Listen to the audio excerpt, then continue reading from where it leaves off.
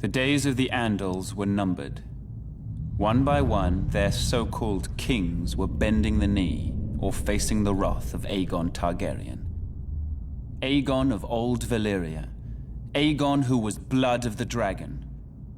After defeating the Iron Men at Harrenhal and slaying the last of the Storm Kings, Aegon and his sisters, Rhaenys and Visenya, set their sights on other prizes. The gold mines of the Rock and the fertile lands of the Reach.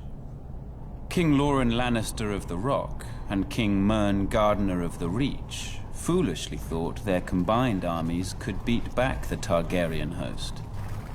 They rode forth together, their proud banners flapping in the wind, and faced off against Aegon in a vast golden field of wheat.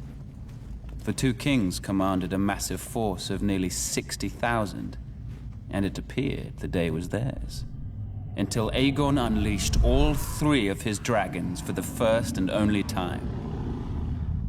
Each beast was named after the Valyrian gods of Aegon's forefathers. Visenya rode Vhagar, whose fiery breath could melt armor. Rhaenys rode Meraxes, whose jaws were big enough to swallow a horse whole. Greatest of all was Balerion the Black Dread, with fire dark as night and wings so huge whole towns were covered in shadow when he flew overhead. This magnificent creature was ridden by Aegon himself.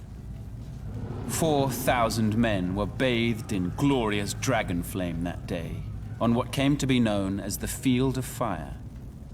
King Mern was among the dead, and House Gardener died with him. His stewards, the Tyrells, surrendered his ancestral stronghold of Highgarden to Aegon, and were appointed Lords Paramount of the Reach and Wardens of the South. When Loren Lannister witnessed Mern's fate, he wisely bent the knee. Aegon spared Loren's life, and the Lannisters were made Lords Paramount of the Westerlands and Wardens of the West. After his triumph on the Field of Fire, Aegon's conquest was assured.